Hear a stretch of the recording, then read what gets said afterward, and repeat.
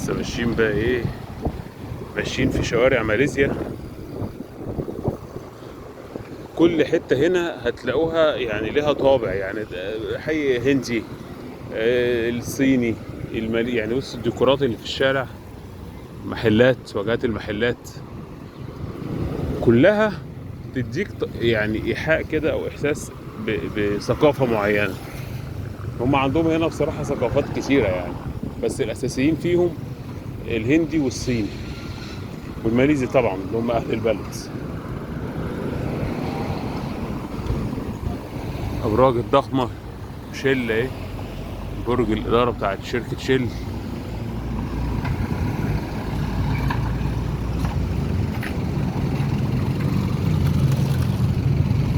كوالالمبور عاصمة الابراج، يعني هي فيها كمية ابراج كتيرة كتيرة، وناطحات سحاب ومقرات لشركات والاتوبيسات بتاعتهم ايه.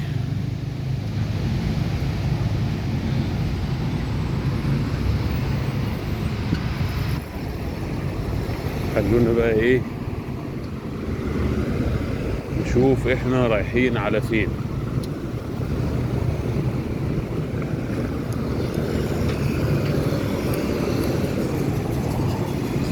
اهو يعني كمية ابراج طول ما انت ماشي في العاصمة.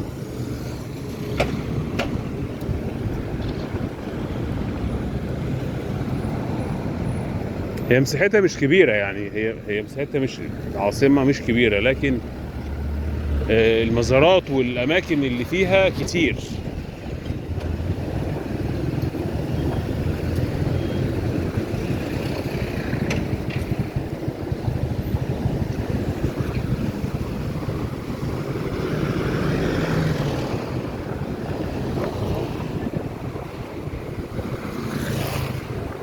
وبيتفننوا بقى يعني،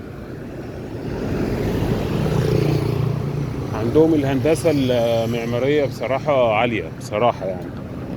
حتى كمان طلبة الهندسة هنا قسم عمار من المصنفين من الدول في العالم في التخصص ده متميزين جدا يعني.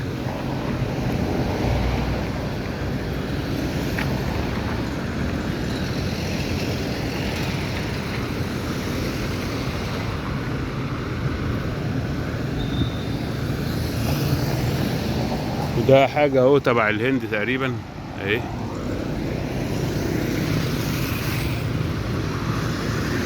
منار شيل، بص كل البرج ده تبع شيل.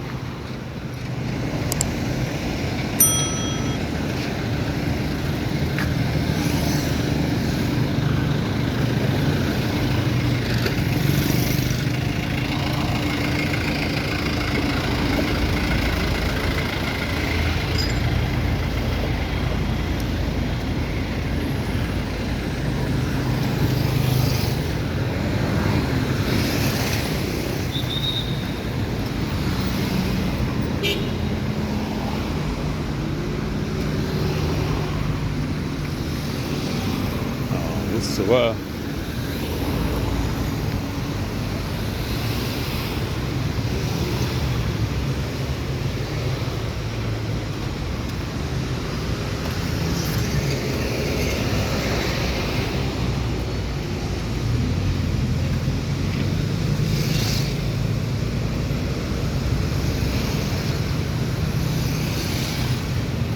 هنا بقى الهنود والحي الهندي. الحي الهندي من الأحياء المميزة برضو هنا في كوالالمبور في العاصمة. فعاملين مكان يعني اسمه ليتر هندي أو الهند المصغرة، تجمع كبير سكني وتجاري ومحلات وأكل وشرب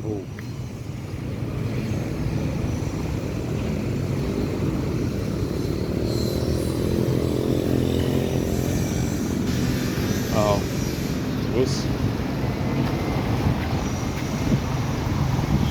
أكنك في الهند بالظبط،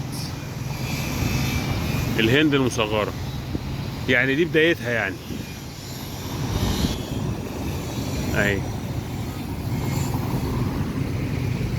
الارض الحمراء، الافيال، حتى النافوره عاملينها، يعني النافوره عاملينها بشكل التراث الهندي يعني. أيوة. يعني كل اللي جاي ده بقى هندي.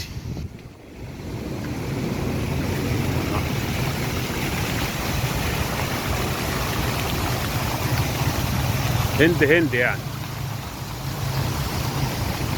أو بصوا حتى المحلات عليها كل ما يخص الهند بقى، كل ما يخص التراث الهندي هنا. وهنا حاطين اللي هي زي المعبد كده يعني اهو. مش معبد، هو يعني حاجة تراثية كده عندهم يعني. نافورة برضو في وسط الشارع كده. هو ده. كل ده بقى هندي.